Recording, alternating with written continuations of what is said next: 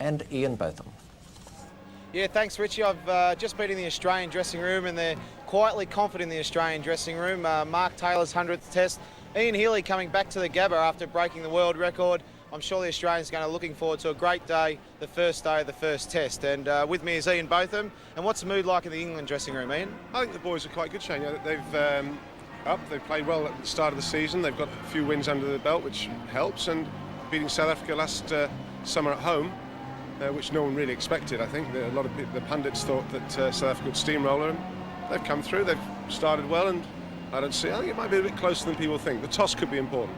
What do you think you should do if you win the toss, Ian? Mate, I think that's probably the best thing, is to lose the toss on here. Because I think it will do a bit this morning. I think it'll bounce a bit. I think it'll seam a little bit for the first couple of hours. Then, 30 overs, the ball gets a little softer, and I think if two good batsmen get in, it'll be hard to get out. But I don't know, maybe if you lost the toss and let Tubbs decide what he wants to do.